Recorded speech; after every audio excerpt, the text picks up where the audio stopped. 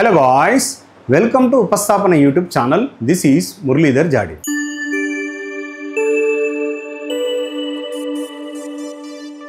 అయితే మనకు వెరీ రీసెంట్గా SCCL సింగరేణి నుంచి మనకు నోటిఫికేషన్ ఫుల్ లెంత్ నోటిఫికేషన్ రావడం జరిగింది.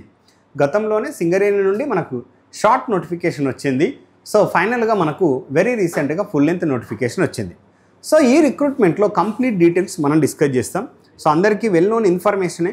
సో నేను పర్టికులర్గా దీని గురించి చెప్పాల్సిన అవసరం లేదు. బట్ యాస్పిరెంట్స్కి కొన్ని చోట్ల కొన్ని డౌట్స్ ఉన్నాయి. ఆ డౌట్స్ గురించి మనం ఇక్కడ డిస్కస్ చేస్తాం. ఇందులో మెయిన్గా డిస్కస్ చేసే పాయింట్స్ వచ్చి అంటే మన వీడియోలోకి వెళ్ళే ముందు సో ఎవరు లోకల్ రిజర్వేషన్, ఎవరు నాన్ లోకల్, అంటే ఉమెన్ ఎలిజిబిలిటీ ఇచ్చారా, మరి ఉమెన్కి ఎలిజిబిలిటీ ఇస్తే ఎలాంటి రిజర్వేషన్ వర్తిస్తుంది, ఫస్ట్ పాయింట్.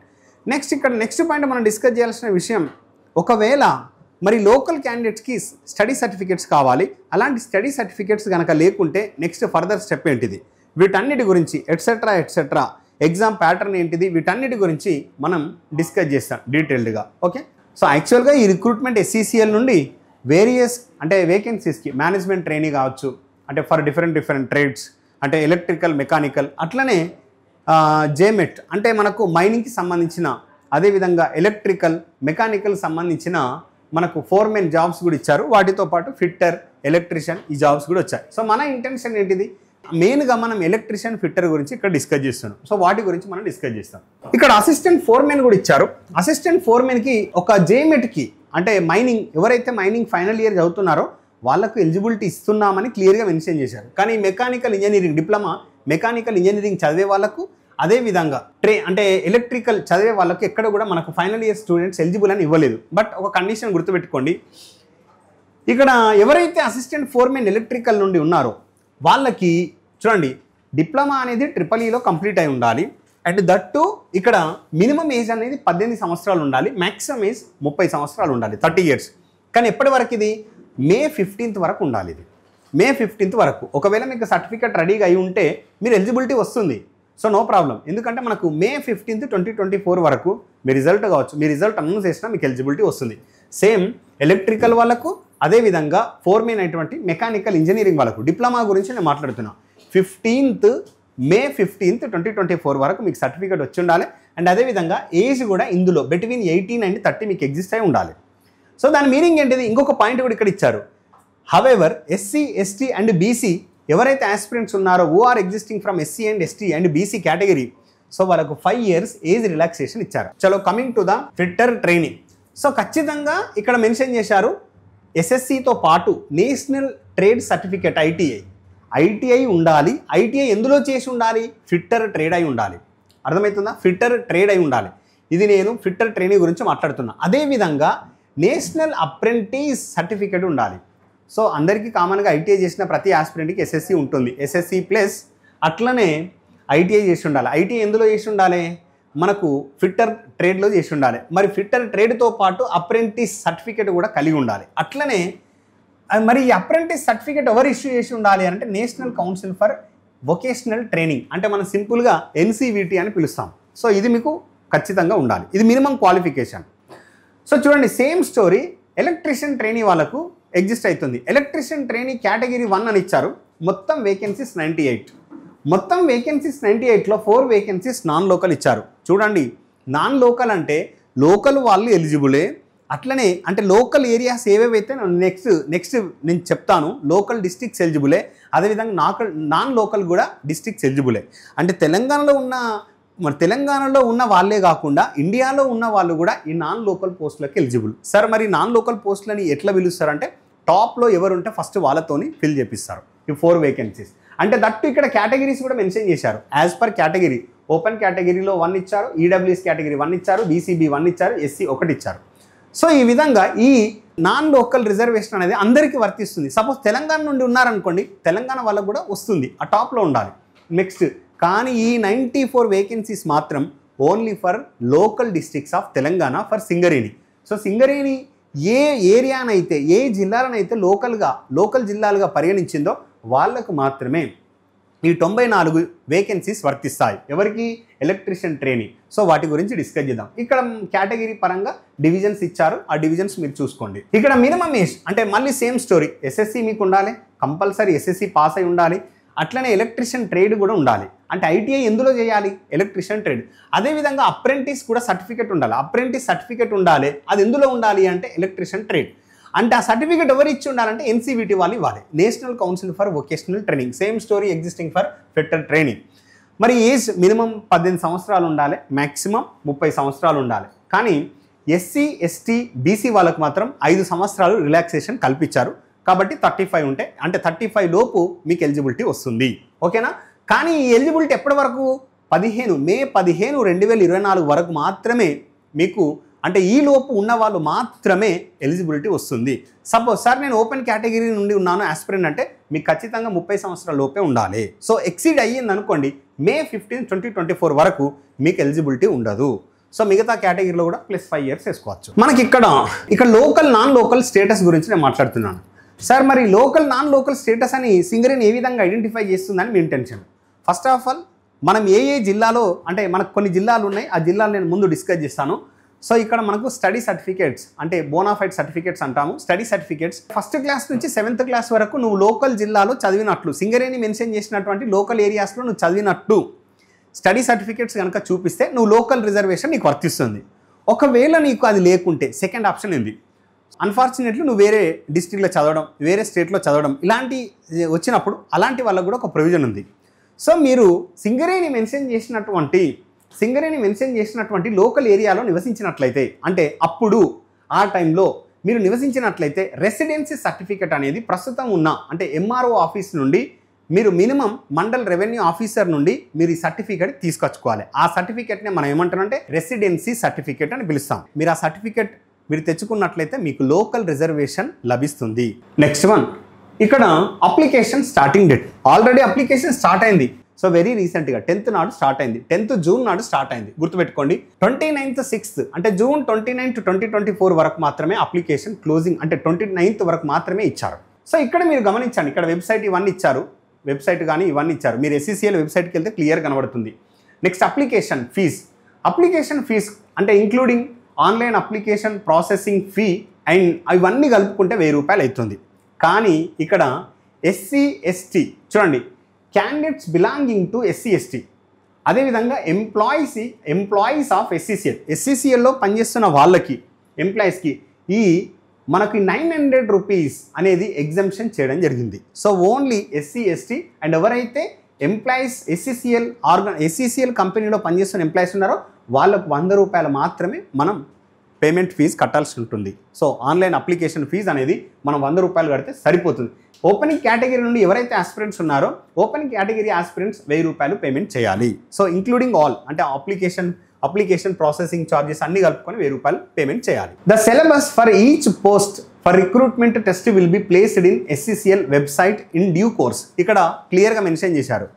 సిలబస్ ఈ యాక్చువల్గా జనరల్గా ఏంటంటే ఏదైనా ఫుల్ లెంత్ రిక్రూట్మెంట్ డీటెయిల్స్ ఇచ్చారంటే అందులోనే సిలబస్ మెన్షన్ చేశారు. కానీ ఇక్కడ ఏం మెన్షన్ చేయలేదు. కానీ మెన్షన్ చేశారు, ఒక పాయింట్ మాత్రం మెన్షన్ చేశారు.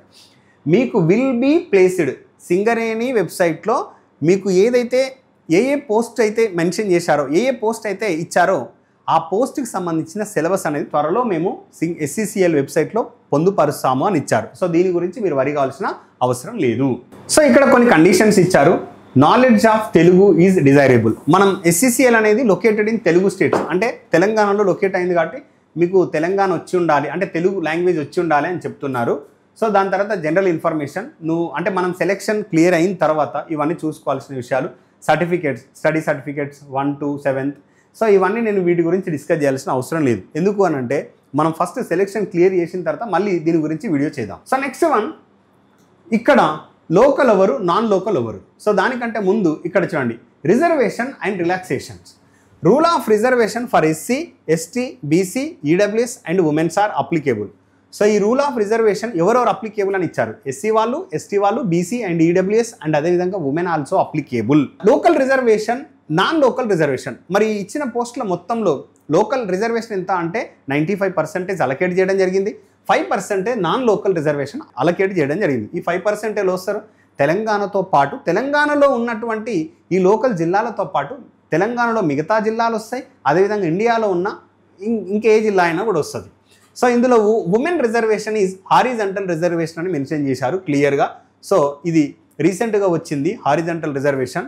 సో దీని ప్రకారం ఇంప్లిమెంట్ చేస్తున్నామని ఇచ్చారు. ఇండైరెక్ట్గా వాళ్ళు చెప్పేది ఉమెన్కి ఎలిజిబిలిటీ ఉంది అంటే మహిళలకు ఉమెన్కి ఎలిజిబిలిటీ ఉంది, కానీ దీనికి ఎలిజిబిలిటీ లేదు, దానికి ఎలిజిబిలిటీ ఉంది, ఈ పోస్ట్కి ఎలిజిబిలిటీ ఉంది, ఆ పోస్ట్కి ఎలిజిబిలిటీ లేదని ఎక్కడ కూడా క్లియర్గా మెన్షన్ చేయలేదు. నెక్స్ట్ వన్, సో ఉమెన్కి ఎలిజిబిలిటీ ఉంది, మీరేం వరి కావాల్సిన అవసరం లేదు. ఈవెన్ ఎట్లా ఎలిజిబిలిటీ ఉంది సార్ అని మీ డౌట్. అప్లికేషన్ ఫిల్లింగ్లో కూడా మెన్ ఉమెన్ అని క్లియర్ కనబడుతుంది. సో అక్కడ ఇచ్చాడు అని అంటే ఎలిజిబిలిటీ ఉన్నట్టే కదా, ఆబ్వియస్లీ ఎలిజిబిలిటీ ఉంది. లోకల్ మీన్స్, లోకల్ అంటే ఏంటిది మీరు ఇది గమనించండి. లోకల్ అంటే ఏంటిది, ఇక్కడ కొన్ని ఏరియాలు ఇచ్చారు. ఇక్కడ candidates belonging to following districts in the state of Telangana namely, ఇక్కడ ఓల్డ్ ఆదిలాబాద్, సింపుల్గా చెప్పాలంటే ఆదిలాబాద్, ఓల్డ్ కరీంనగర్, ఆదిలాబాద్, కరీంనగర్, వరంగల్, ఖమ్మం. సింపుల్గా చెప్పాలంటే ఆ జిల్లాలన్నీ ఉన్నాయి. ఖమ్మం. సో చూడండి అన్ని డిస్ట్రిక్ట్స్ ఉన్నాయి.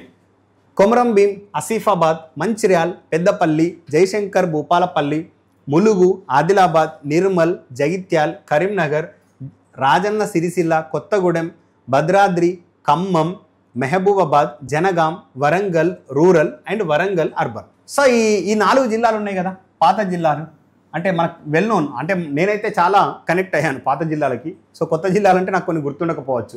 సో మనకు ఆదిలాబాద్, కరీంనగర్, వరంగల్, ఖమ్మం ఈ 4 జిల్లాలకు ఎవరైతే ఆస్పిరెంట్స్ ఈ 4 జిల్లాల నుండి ఉన్నారో పాత జిల్లాలు వాళ్లకు ఎలిజిబిలిటీ వస్తుంది.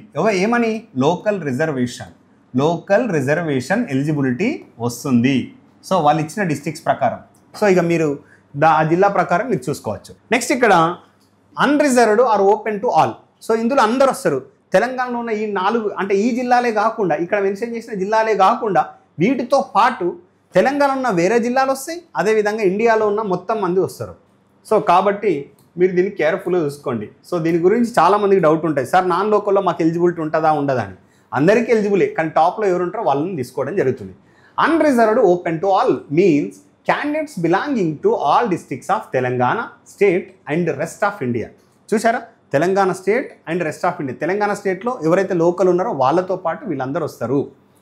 నెక్స్ట్ వన్, మరి లోకల్ నాన్ లోకల్, ఇక్కడ local or non local status before applying for the post. అంటే మీరు ఎప్పుడైనా ఆ అప్లికేషన్ ఫిల్ చేసే ముందు అన్ఫార్చునేట్లీ వేరే డిస్ట్రిక్ట్ నేమ్ ఇచ్చారనుకోండి, లోకల్ స్టేటస్ పోతుంది. కేర్ఫుల్గా అప్లికేషన్ ఫిల్ చేయండి. సో 1st to 7th, ఓకేనా. అట్లనే మరొకవేళ నీకు ఈ స్టడీ సర్టిఫికేట్ లేనట్లయితే ఏం చేయాలి, however if it is based on residence అంటే లోకల్ అని తెలియడానికి certificate should be submitted as prescribed in annexure 2 obtained from an officer of the revenue department. So మీరు మినిమం ఎంఆర్ఓ ఆఫీసర్ నుండి, ఎంఆర్ఓ మండల్ ఆఫీస్ నుండి మీరు ఆ సర్టిఫికేట్ తెచ్చుకుంటే మీకు లోకల్ స్టేటస్ అనేది కల్పించబడుతుంది. సో అది గుర్తుపెట్టుకోండి. సో అన్ఫార్చునేట్లీ మీరు మళ్ళీ గుర్తుపెట్టుకోండి, ఒకవేళ స్టడీ సర్టిఫికేట్స్ లేవు కదా నాకు లోకల్ స్టేటస్ రాదేమని భయపడకండి, ఓకేనా. అప్లికేషన్ ఫిల్ చేయండి. నెక్స్ట్ వన్ వచ్చి మనకి ఇక్కడ method of selection for the above post. So ఏ విధంగా ఈ సెలెక్షన్ అనేది జరుగుతుంది.